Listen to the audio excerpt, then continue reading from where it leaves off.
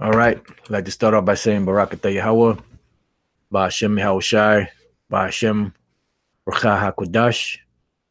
Um, this is another All live right. lesson. This one's going to be called The Valley of Jehoshaphat, Armageddon. Um, just bear with me 1 second.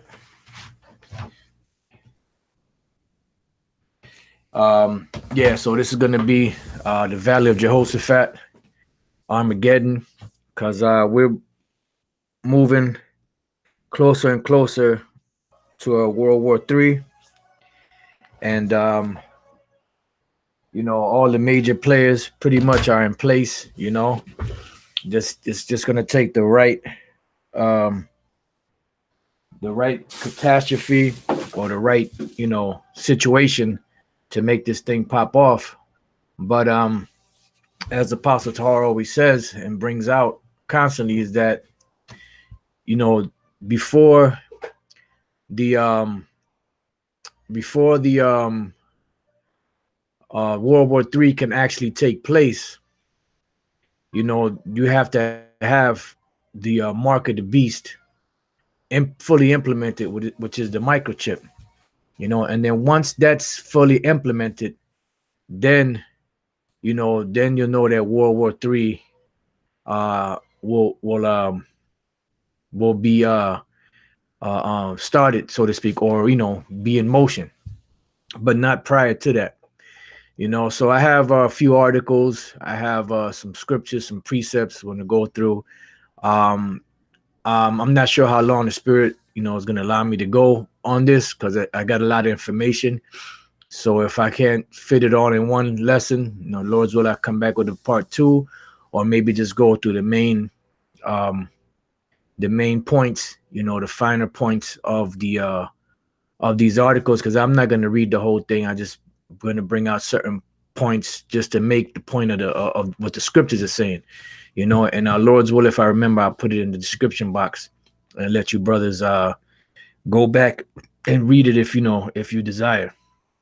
All right, so what I'm gonna start off with right now is Isaiah 42 and 9, because everything that's happening right now in this area here, known as the Middle East, is that there's skirmishes breaking out. You have the war in Syria right now. You had the war in Iraq. You got all these areas around here.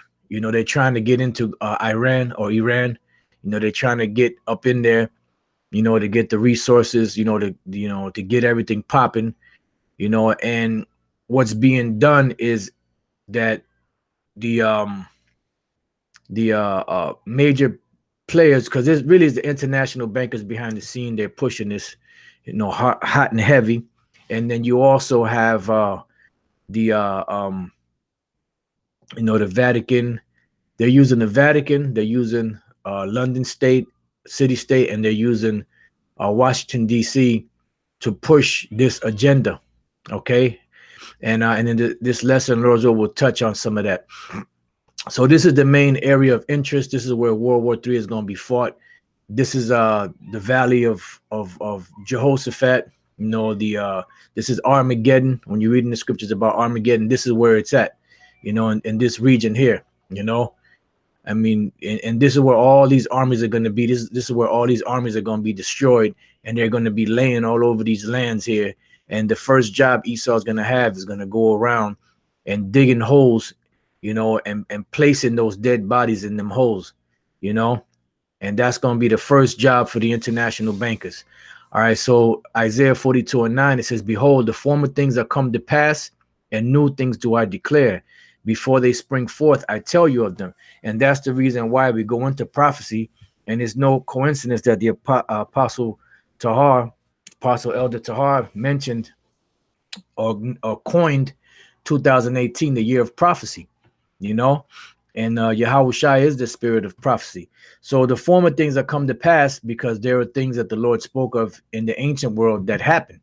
It says, "And new things do I declare," because there are things that are still that haven't come to pass as of yet, but they're looming, and some of them are slowly but surely coming to pass. As you see the technology of the microchip, just constantly, steadily coming out.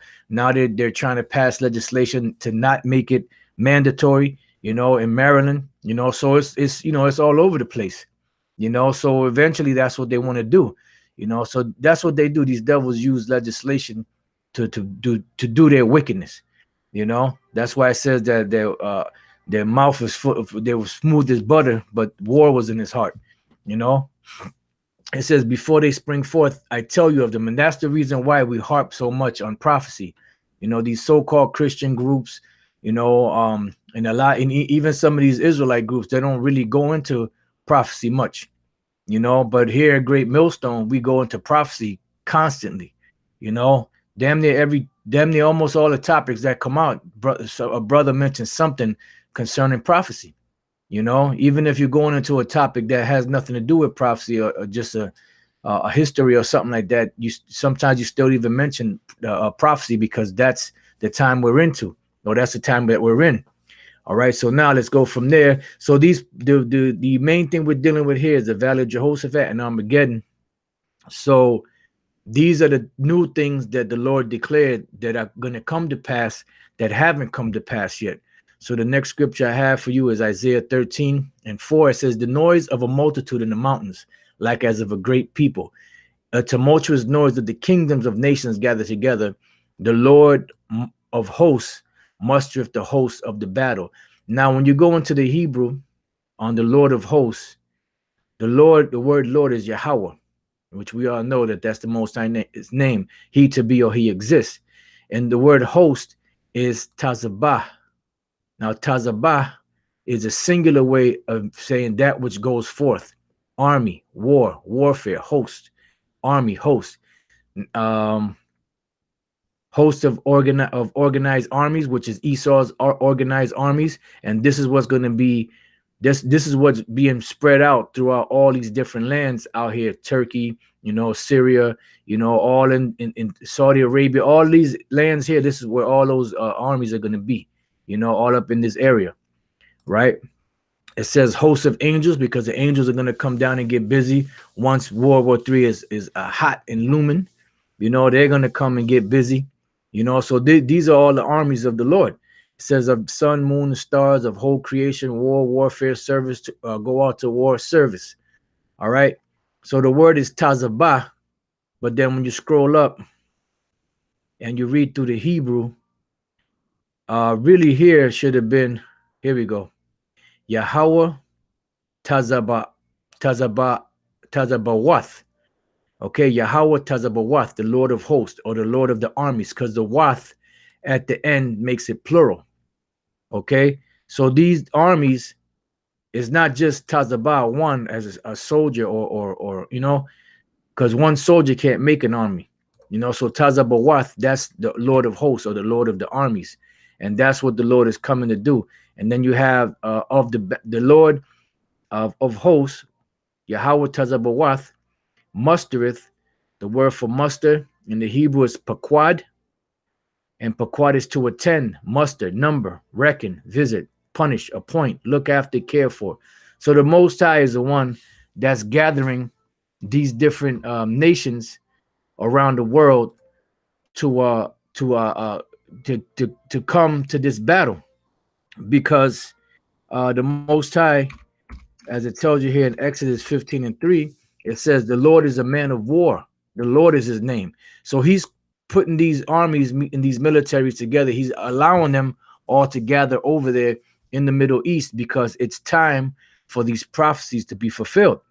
And slowly but surely, they're amassing their military and their military presence and their warships and all that, and their tanks and all that, all in that area, because the Lord is putting all the pieces in place, all the chess pieces in place. This is Zephaniah 3:8. Therefore wait ye upon me, saith the Lord, Yahweh Bashem Yahushai, until the day that I rise up to the prey. Because the Lord said he's going to rise up to the prey. He said, who shall lead me into Edom, into that strong city? So it's the Most High that's going to lead us to take Esau down, because we can't do it ourselves. We don't have that power. It says, for my determination is to gather the nations. So there's going to be a gathering of the nations. It says that I may assemble the kingdoms, and there is going to be assembly of these kingdoms. to pour upon them mine indignation. Now, the word indignation is righteous anger. So the Lord is going to put his righteous anger upon them, which is going to come how? In the form of these nuclear missiles, in the form of any type of missile that they got out there, in the form of the bullets, from the whatever weapon they have, the what you call the tanks shooting, the rounds, and all the different all those different all that different weaponry. That's the Lord pouring his indignation upon these devils. And at the end of all of that, you're gonna have Yahweh and the angels come down shooting lasers on them on top of all of that, like they show you in the movie ID4, you know. And in the movie ID4, they show you that the angels are going to be coming down and shooting lasers out of the those ships, which are known in the scriptures as chariots, and but Esau calls them UFOs. It says, even all my fierce anger for all the earth shall be devoured with the fire of my jealousy. So the Lord's going to get busy, and he's going to take Esau's world down by this destruction and by these missiles and by the chariots, because he's coming to establish Yahweh's kingdom once again, which is by default is our kingdom, the kingdom of Israel. So that kingdom is being established. So before that kingdom can be established, the ruling kingdom that's ruling right now has to be taken down. And this is the great and majestic way that the Lord is going to destroy this place. He's going to have all these wars happening. You're going to have anarchy in all places. It's going to be total devastation, and total confusion, so that the Lord can set everything back up in its proper order. So going back here to Isaiah 13:4, let me go back. The noise of a multitude in the mountains, like as of a great people, a tumultuous noise of the kingdoms of nations gathered together. The Lord of hosts mustereth the host of the battle. So the Most High is the one that's setting up these armies out here in the Middle East to fulfill his mission, to fulfill his words. All right, so now let's go from there to okay. From there to Joel, the 2nd chapter and the 20th verse. It says, but I will remove far off from you the northern army. Now, who is the northern army? Well, the northern army is America. Let me pull up another tab. America map. All right, so here you have the map of the so-called United States. And this is the Northern Army. So the armies of America, whether they be the Marines, the Air Force, the Navy, the Army, Special Forces, Navy SEALs, whatever the Green Berets, whatever they have, all these the Northern Army, they're slowly but surely being shipped over into this land over here, to this land over here in the Middle East. Why? Because the Lord is setting it up to where he's putting all the pieces in place, right? It says, but I will remove far off from you the northern army and will drive them into a land barren and desolate. And the land of Arabia and these areas here, these are desolate lands. There's desert. Why do you think when they went into Iraq, why do you think they called it Desert Shield, Desert Storm? And the fatigues that they had. So let me see, soldiers, fatigues in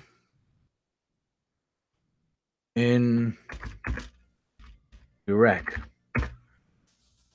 Let's see what we can pull up. And this is what they had. These are the uniforms they had. And why did they have these uniforms? Because when they called camouflage, it's called camouflage for a reason. Camouflage is to blend in with the scenery, So if they're going into like a jungle, they put on those green fatigues, green, black, brown, to blend in with the trees and all of that and the plants. Well, with these fatigues that they got here, they put them on to blend in with the desert, So this is the land. Matter of fact, I'm trying to see if I could find. Let me see. Let's see. Land of Iraq. Look at this. You know, this is the barren land. You know, this is all chapped. Look at the land. All in Saudi Arabia. Look at the military. They're all up in this in the desert, and you see they have those fatigues to camouflage them in this particular environment. Okay, so when it says, "But I will remove the far off from you the northern army, and will drive them into a land barren and desolate," that land that's barren and desolate is the land over here. You know, you got Saudi Arabia, you got Iraq, and you got whatever areas over here that have like that are desert. That's where the Lord is driving this devil over there too. You know, it says it says with his face toward the east sea. So now when you go back and you look, what's the east sea? The east sea would be over here, the Persian Gulf and the Euphrates River. You know, the Euphrates River is somewhere around in this area, and then you have the Tigris. So that river there, the Euphrates River, is a key component in history, you know, in prophecy. And that's the reason why when you go back to the book of Genesis, the second chapter, the scriptures still call the that land or that river, it still calls it Euphrates. Like here, Genesis 2:14. And the name of the third river is Hiddekel, which that's the Tigris River. That is it which goeth toward the east of Assyria. See? Which when you look at a map, right? Tigris and Euphrates River map. All right, beautiful. Let's see. Let's go to images, get a better picture. Here we go. You have the Euphrates River. Let's see if it'll open up. Right, you have the Euphrates. This is the Euphrates River, right? And this is the Tigris River. Now it said that Hiddekel goes to the east of the land of Assyria. So out of the two rivers, Euphrates would be to the west, and the Tigris would be to the east. So this is the river that the scripture spoke about being called the Tigris River, as we're reading here, with its face toward the east sea. So that east sea is the Tigris River. I'm sorry, the Euphrates River. Because when you go back to Genesis, the second chapter, it says the name of the third river is Hiddekel. That is it which goeth toward the east of Assyria. And that's what we just saw, which is the Tigris River. And the fourth river is Euphrates. And you see that Euphrates is still here. This is the Euphrates River. And the scriptures, it says that is it which goeth toward the east of Assyria. And the fourth river is Euphrates. So the Lord allowed the name of Euphrates to stay untouched from ancient times to show you that the scriptures are accurate. It's just that when the Greeks came in, what they did was they changed the names of all of the lands and rivers and bodies of water. But notice they didn't touch the Euphrates River. They left it as is. Why? Because the Lord put it in his spirit not to change that, because that's going to be a major key role or major component in these last days concerning prophecy. All right. Matter of fact, let's go to Revelation 9 real quick. Revelation 9 and 13. And the sixth angel sounded, and I heard a voice from the four horns of the golden altar, which is before the Most High, saying to the sixth angel which had the trumpet, loose the four angels which are bound in the great river Euphrates. So in this river Euphrates here, you have four angels that are keeping the peace, so to speak, or keeping World War III from breaking out. You know, you have your skirmishes and your wars and all of this, but not on the scale that it's going to be. So pretty much you have actual angelic beings over there holding back the destruction and holding back World War III. No, but they're still allowing certain things that take place. So it says, and the four angels were loosed. which will prepare for an hour and a day and a month and a year for to slay the third part of men. And the third part of men, that's dealing with Esau. Because when you look at the makeup of the people of the world, there are three classifications of men on the planet. Regardless of how many different nations they made them out to be, there's only three classifications of men. You have the sons of the power, Yasha Allah, which is Israel. You have the sons of the wicked, which is Esau and his descendants. And then you have the sons of men, which are the other nations. All the other nations fall under the category of the sons of men. So you have the sons of the power, which is Yasha Allah, Israel. You have the sons of the wicked, which is Esau, the Edomites. And you have the sons of men, the sons of men, which is the other nations. All right. So the reason why these angels are set there, because there's going to be a particular day of a particular month, of a particular year, of a particular hour and seconds that's destined to be slayed and destroyed. But for right now, the angels are holding back that destruction because there's still prophecies that haven't been fully come to pass yet, like the mark of the beast, the microchip.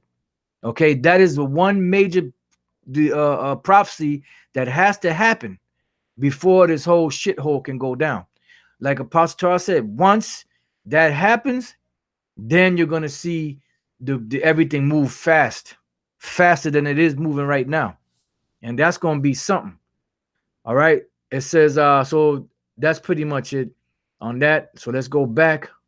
Let's read this again, Joel 2:20. But I remove far from you the northern army, and will drive him into a land barren and desolate, which we established that the northern army is America, and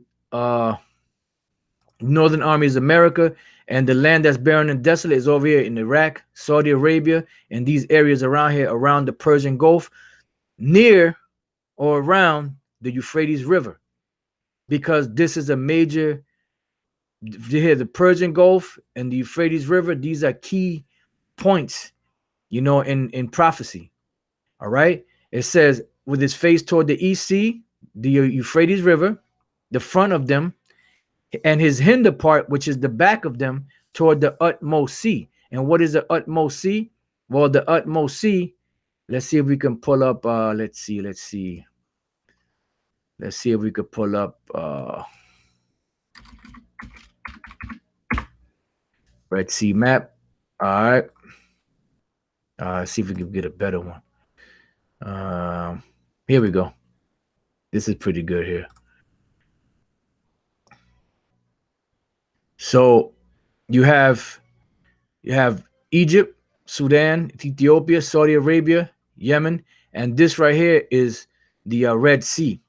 Okay, so it says that his face is toward the east sea, which is the Euphrates River, and his hinder part, which is behind him, toward the utmost sea. And the utmost sea, or the uttermost behind him, is this Red Sea here, which is really called the Reed Sea because of the reeds in it, but they just somehow the name Red caught on. So it's really the Reed Sea. So this Red Sea here, this is the body of water that's behind the soldiers and the military. All right. So now moving on, it says, and his stink shall come up, and his ill savor shall come up, because he have done great things. Why? Because that's going to be the final destruction of these devils. All right. That's going to be the final battle that's going to finish Esau off. That's why the Lord said that his determination was to gather the nations to pour upon them his indignation, because that's the final goal. That's the prophecies. All right, now let's go from there to Joel 3:1. It says, for behold, in those days and in that time, when I shall bring again the captivity of Judah and Jerusalem. Why? Because we were oppressed together here in America. The kingdom of Judah and Jerusalem, or Judah and Israel, were not oppressed together during the Babylonian Empire, because there was only a sprinkle here and there of the northern kingdom, because they had already come to this side of the world. Same thing during the time of Yahushua, when the Romans came and destroyed Jerusalem. One of the main ones that were there was Judah, Benjamin, and Levi. When Yahushua was born and Herod killed the male children from 2 years old and under, They mainly killed a lot of Benjamites. That's why I said that Rachel was crying. You know, that was the prophecy, because a lot of Benjaminites, they got slaughtered during the time of the when the Romans came into Jerusalem and killed the male children from 2 years and under. You know, though the main ones that were getting messed up was Benjamin. You know, so the children of Judah and the children of Jerusalem, or the children of Judah and Israel, were not oppressed together. So now the Lord is going to bring back the captivity, meaning he's going to take us out of captivity. You know, so at the time that the Lord is going to do this, there's going to be situations happening on the earth. And one of the situations that's going to be happening is that these armies are going to be amassing over there in the Middle East. We're going to be over here in the Americas, Babylon the Great, the new Egypt, or spiritually Sodom and Egypt, cursing out the king of Babylon. As you see brothers out there week after week, day after day doing, you know? So these are signs that we're almost out of here. This is part of the things that the Lord spoke of that would be happening in these days to bring about the end and the destruction of this devil and to usher in Yahweh's kingdom, which by default is our kingdom. It says, I will also gather all nations. Did we not just read that in the book of Zephaniah? It says, and will bring them down into the valley of Jehoshaphat. Now let's deal with this word Jehoshaphat. You know, the Spirit been having us deal with deal with the Hebrew, you know. So I'm this is the way Apostle Tahar has been going into the Hebrew. He's been pretty much just going through breakdowns and going through the Hebrew. You know, I got to put another little Hebrew lesson together. Lord's will, I could do it either later today or tomorrow, you know, depending on the Spirit, you know. But we're dealing right now with the valley of Jehoshaphat. All right, so when we scroll down through here, well, matter of fact, when you look through here, you have right here, where is it? Right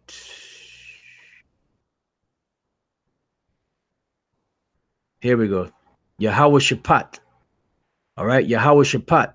Now notice the Most High's name is shortened, because sometimes when you have a word or a sentence or words put together, sometimes certain letters drop.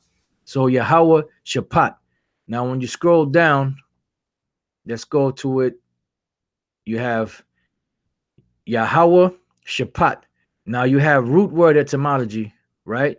So it says from H3068 Yahweh. See, that's the full name. And then H8199 Shaphat.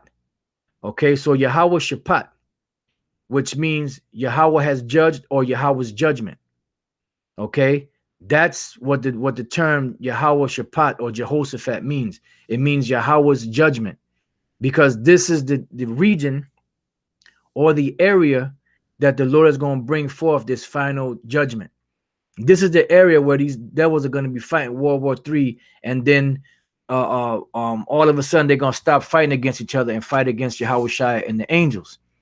This is that where the battle in heaven is going to take place. This is that prophetic place that John on the island of Patmos saw, because John, he was in this area over here. This is the Mediterranean Sea, and this is around here where all these different little islands. There were islands where they would where the Romans would banish those that were against the Roman Empire. So John was banished to one of these islands out here called Patmos, and this is where he received these visions, you know. And one of the visions that he saw was the final destruction, this final war, the war in heaven, you know, which is Yahweh fighting against Esau, his military, and all the other nations' militaries that have weapons and planes and helicopters and stealth bombers and all of that. All right.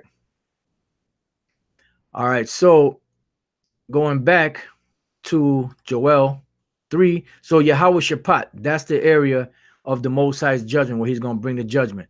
All right, so now let's go from there back to Joel chapter 3, verse 2. It says, I will also gather all nations and will bring them down to the valley of Jehoshaphat and will plead with them there for my people and for my heritage Israel. Why? Because one of the things they did was they put us in captivity. You know, the ones that suffered a great deal of that, I say like 90% of 80 to 90% of it was Judah, Benjamin, and Levi, and it's going to go into it, you know. And then Gad, Reuben, Ephraim, and the other so-called Latin tribes and Native American Indian tribes also suffered the onslaught of these devils. So the Lord is bringing these devils over there to destroy them for what they did to us. It says, whom they have scattered among the nations and parted my land. And they got us out the land. They destroyed us. And then they took the land of Israel. That's where you got them damn gutter rats over there. You know, you got them gutter rats over there in the land of Israel acting like this is their land, you know, acting like they are the people of the Lord. And they're nothing but a bunch of goddamn devils. You know, they got the big Torahs, big menorahs, you know. They speak Yiddish, you know. They look the part to people that are ignorant, but they're not. They're not the people of the Lord. They're nothing but a bunch of fake, phony frauds that are going to be that are being exposed, and that are going to fully be exposed even more. So, going back to Joel 3, it says, and they have cast lots for my people and have given a boy for an harlot. Now, there's a movie.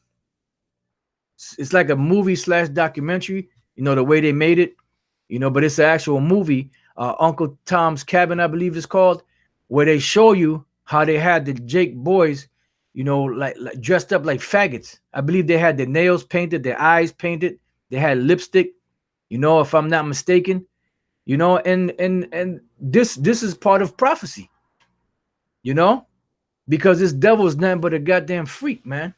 You know, and don't you better believe that among the other tribes that these devils did the same thing, you know. But some stuff is just not documented or recorded. It says, and sold a girl for wine, you know. It said that they might drink.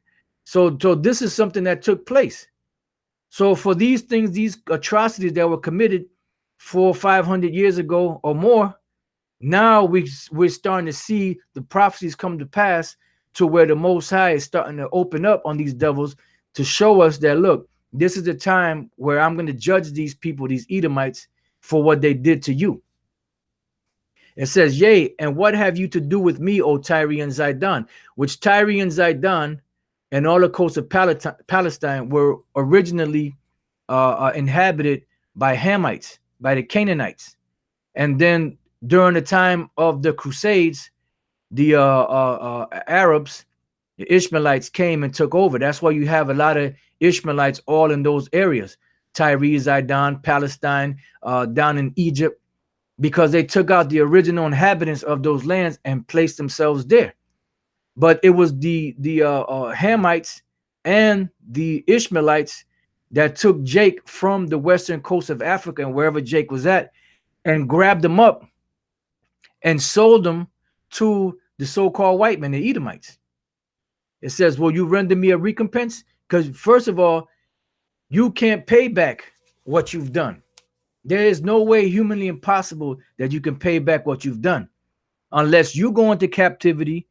You suffer the same things that we suffered, and that's where the Lord is going to destroy them, and their kings and their nobles are going to be the first one to take slavery, to get that payback that the Lord promised that was going to go down.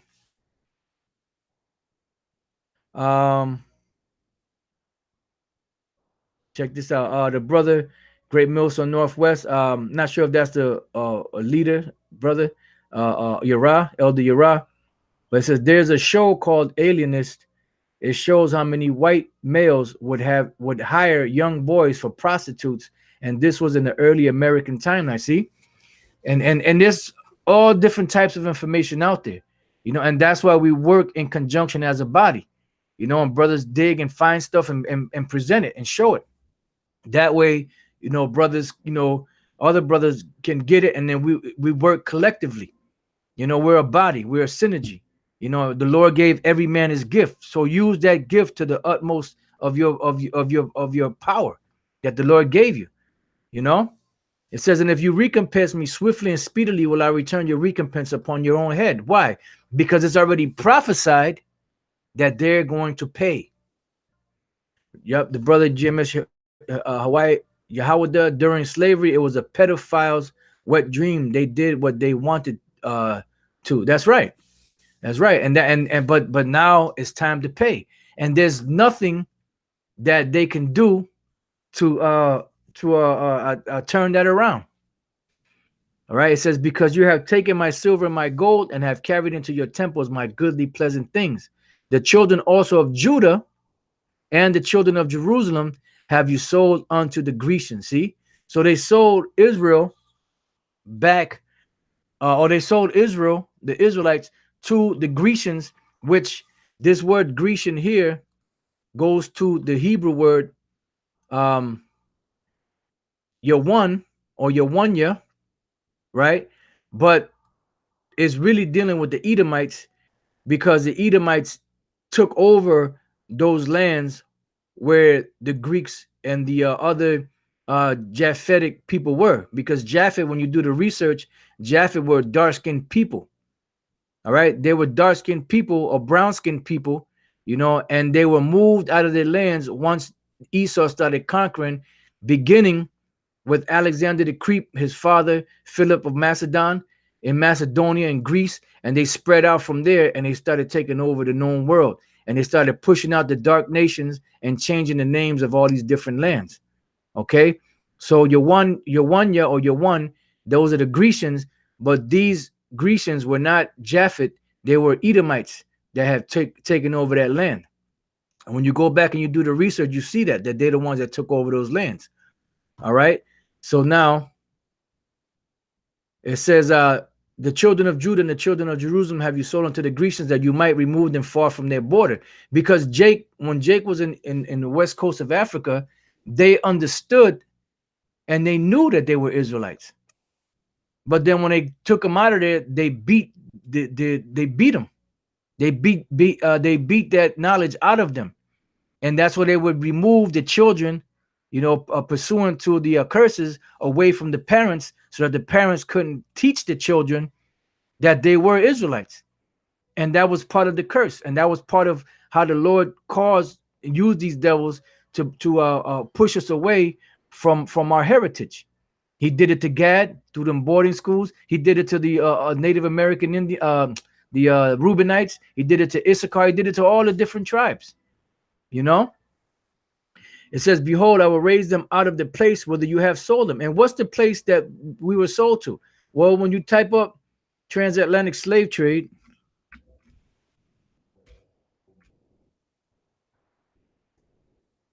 what do you have? There you go.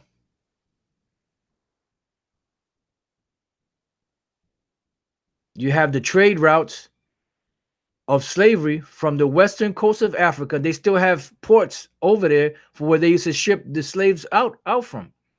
You got Senegal, Sierra Leone, Congo, Angola. So all of these different regions here where they were shipping them off, and they were shipping them down to South America, up into the West Indian islands, you know, Central America, all up into North America, you know. So that's where you sold them.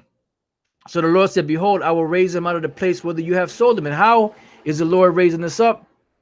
By giving us back our nationality, giving us back his name, his son's name, our nationality, and knowing who we are.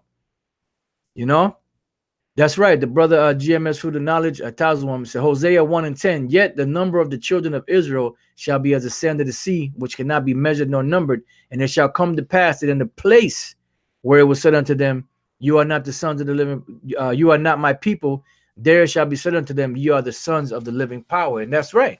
And that's what's happening right now. So you see the time period we're living in. We're living in a time period of the end of this devil's rulership, the end of this devil's grip, the end of this devil's satanic nastiness. It says, and will return your recompense, and they're very, very nasty, man. And will return your recompense upon your own head. And pretty much the Lord's gonna pay him back. Payback is a bitch, and it's coming back. And payback is a bitch, and she's in heat.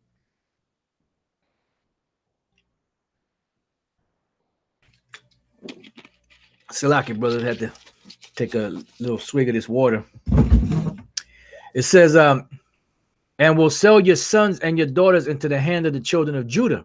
So now your children are gonna be sold to us, and we're gonna get that inheritance, and they shall sell them to the Sabians, all right, to a people far off, for the Lord hath spoken it. So your children, you're gonna be on a modern day plantations, and your children will be sold away from you, and there will be no might or no strength or no power in your hand to do nothing about it. The same way you did us. It says, proclaim ye this among the Gentiles, prepare war. And that's what's happening right now. So we're in that time now. So the Lord is painting a picture that from the time of slavery to the time where the Lord is amassing this military over there in the Middle East, that's all the stuff that took place. So now we're at the end of the deal where these devils, like the scripture say, the better is the ending of a thing than the beginning. Now it's time for these devils to pay. So we're at the time now where the Lord is amassing these armies. So when you look at that, it should jar your spirit to say, man, we're almost out of here. It says, wake up the mighty men. Let all the men of war draw near. Let them come up. So the Lord is telling these devils to prepare for war. And that's the reason why they're always having drills. They're always having exercises. They're always having a war drills and certain different things, because they're keeping sharp. And that's the Lord putting the spirit on them to do that, to keep them sharp, so that when this thing pops off, it'll just be natural. It'll be like second nature, because they've been already doing it. It says, beat your plowshares into swords and your pruning hooks into spears. So a plowshare and a pruning hook, those are instruments of agriculture, to plant.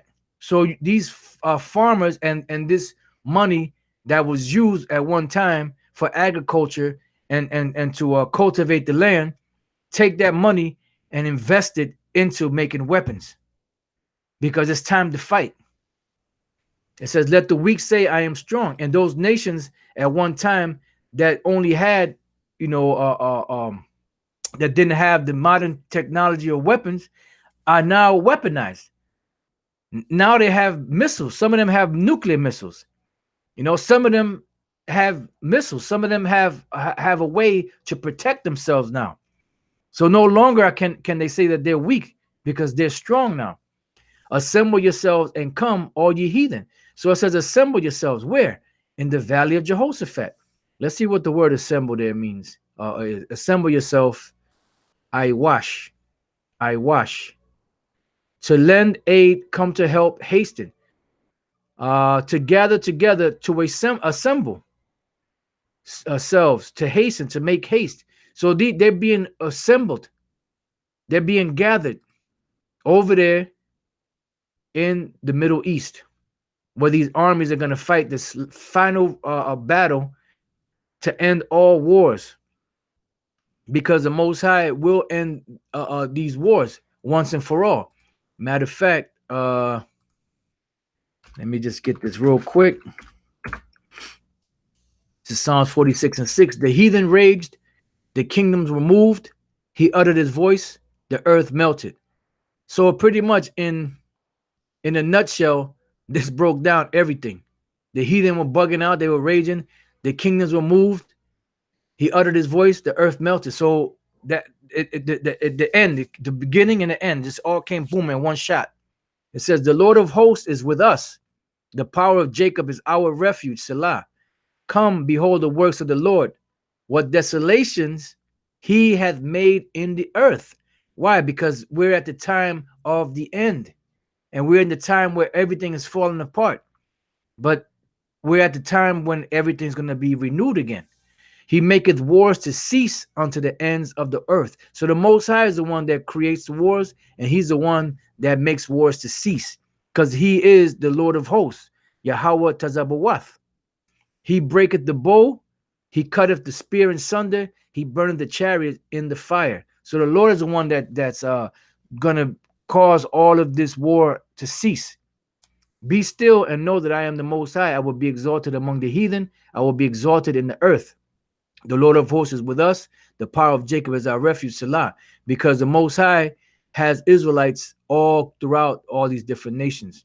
So that's why he's going to be exalted among them, to pull out his chosen from among them.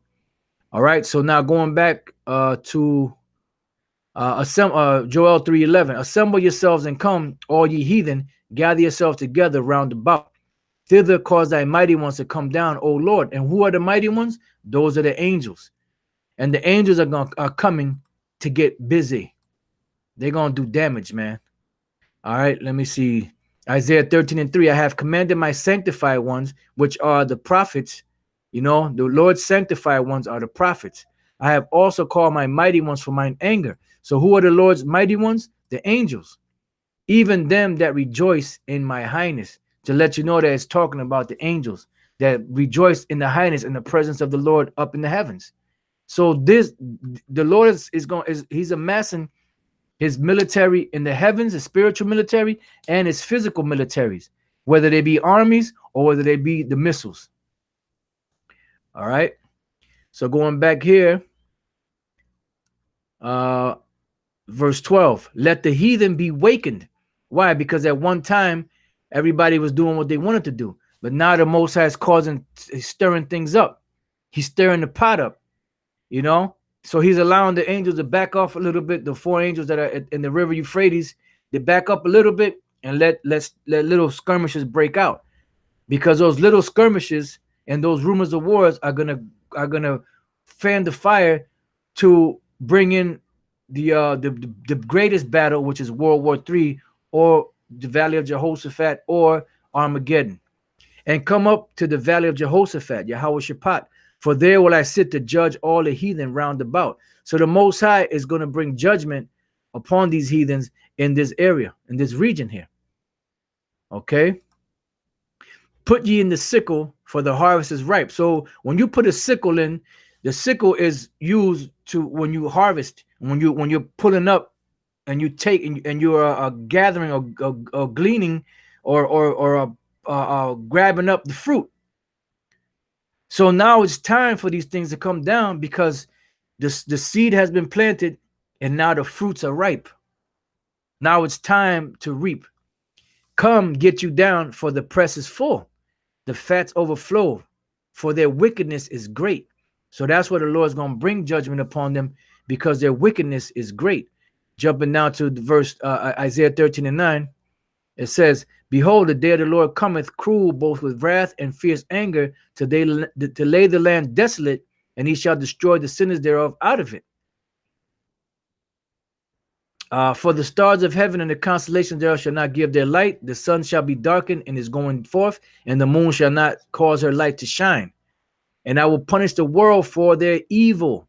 See? So the Lord is bringing punishment for the evil of these nations, and for the evil of this world, and for the evil of these international bankers, and the wicked for their iniquity. See, these are international bankers. They're fools, because they think that they're not going to have to pay for the shit that they've done. And I will cause the arrogancy of the proud to cease. So that arrogancy is going to stop. Esau's not going to be looking down his nose at us anymore. And I will lay low the haughtiness of the terrible. And the Lord is going to lay down the haughtiness of the terrible, because he set them up and he's going to take them down. He's going to send them tottering like a wall of dominoes. It's going to be a domino effect. Okay? So Joel 3:14, multitudes in the valley of decision. This is another terminology for the valley of Jehoshaphat, is the valley of decision. This is where the Most High is going to bring the decisive battle to pretty much end wickedness on the earth, and to set up a righteous kingdom. And that's why we're waiting for the Lord to set up his kingdom in righteousness. You know, those are the new heavens and the new earth wherein dwelleth righteousness. It says, for the day of the Lord is near in the valley of decision. The sun and the moon shall be darkened. Why? Because there's going to be so much devastation and destruction from these missiles and from the fighting.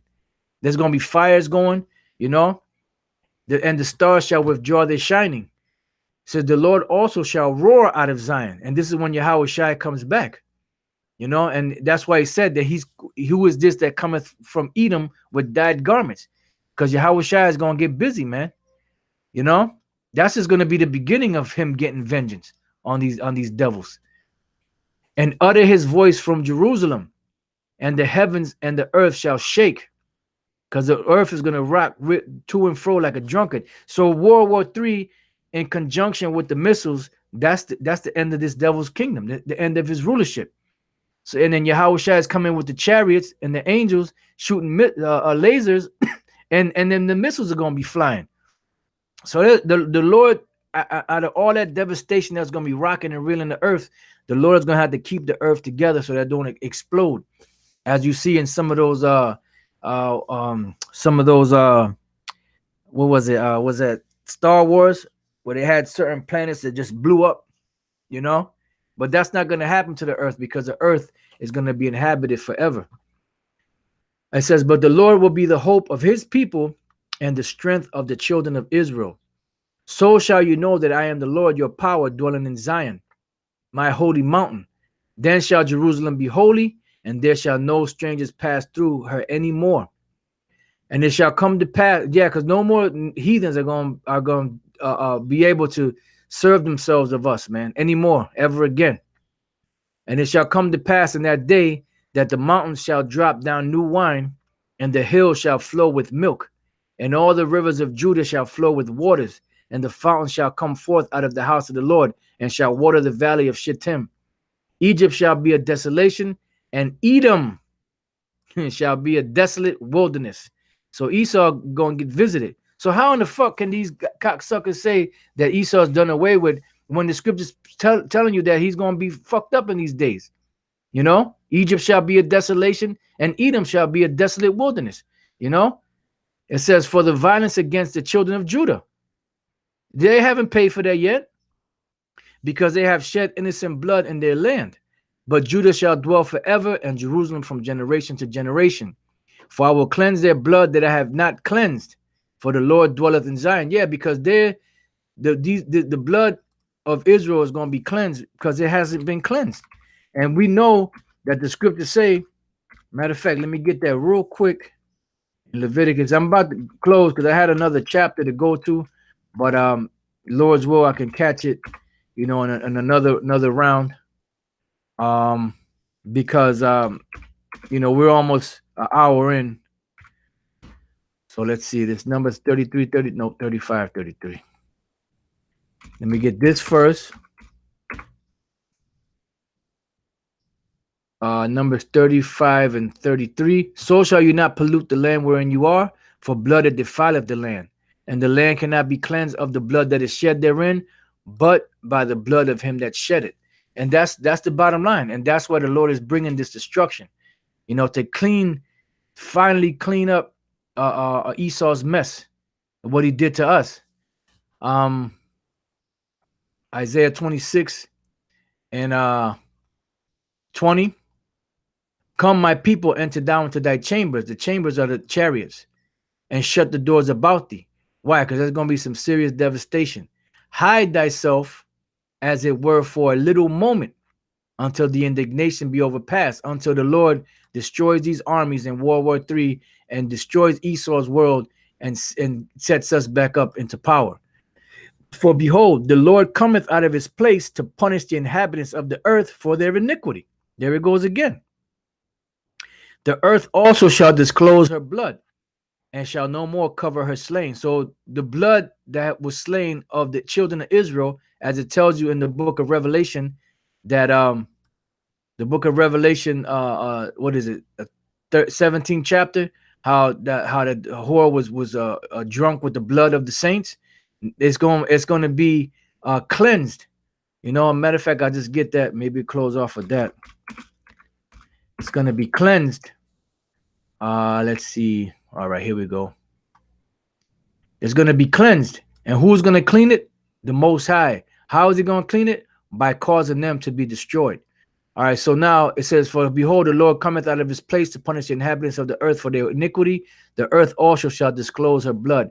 Let's go to the word disclose. In the Hebrew, galah, to uncover, remove. Why? Because they covered it up. Like we did that lesson down in the Devil's Punch Bowl down in Mississippi, or was it Mississippi? Yeah, yeah, I believe so. And pretty much, for for a while that it was not known what went down there. Only the locals knew about it, but the Lord uncovered it. Just like He's gonna uncover all it. And when the kingdom is established, we're gonna know all the wickedness that this devil did, and that's gonna even fuel our fire even more, because the Lord said we're gonna do it according to His anger and according to His fury. So as to uncover, to remove, to depart. So it says the earth shall no more disclose her blood. She's not gonna cover it up, and shall no more cover her slain. So it's gonna be known, and they're gonna pay for it. All right, because that's one thing that happened to the children of Israel when we were brought over here to the side of the world, and to the Israelites that were already here. They were slain by this devil. Revelation 17:6. And I saw the woman, which is that great whore that sitteth upon many waters, and the many waters of people.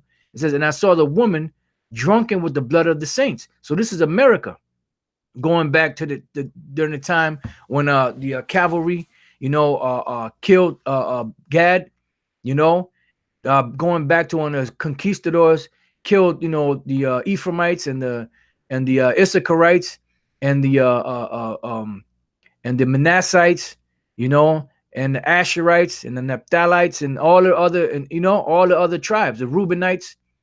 It says, and I saw the woman drunken with the blood of the saints and with the blood of the martyrs of Yahushai. Because even here you had men in the past that died for the word out in back 2,000 years ago, that came back in this time and were slain. And when I saw her, I wondered with great admiration, because this woman was a beautiful woman to look upon.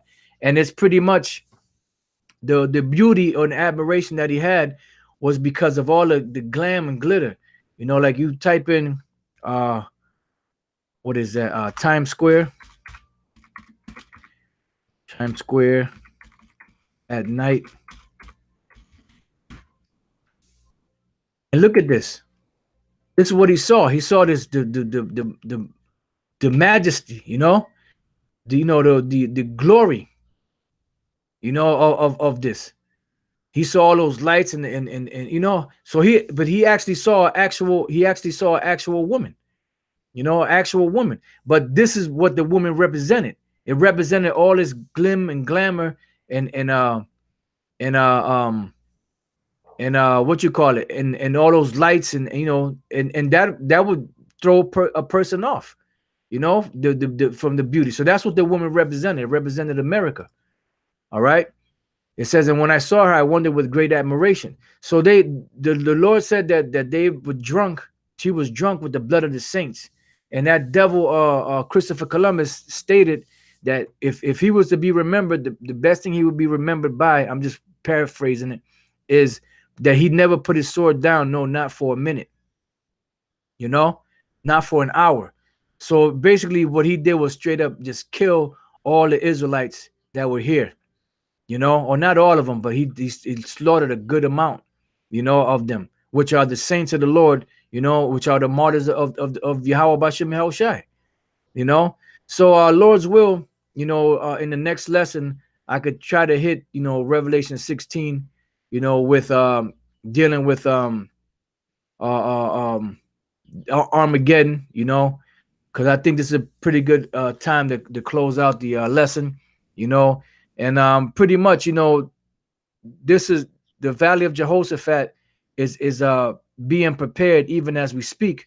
But before that can actually happen, the Lord has to the Lord has to allow the mark of the beast, which is a microchip, to be in full bloom before he could actually allow World War III to really spark off hot and heavy, because you got the little skirmishes here and there. So with that, I hope you brothers have been edified. Salaki, I didn't get a chance to go to the comment board as much and pull up some of you brothers' precepts. I know y'all put some beautiful precepts up. Brothers, keep on fighting, keep on striving. We're almost out of here. You know, if you see these, if your spiritual eyes are open, you see that we're almost out of here. You're looking at the scriptures, you're looking at, you know, the devastation and the atrocities that we suffered, you know, and now we're at the time where the Lord got us cursing this devil out, and he got the armies amassing, and the mark of the beast are coming, you know, so that way we know that we're close to getting out of here. And Yahweh said, when you see these things, look up, for your redemption draweth nigh. All right. So with that, I say shalom.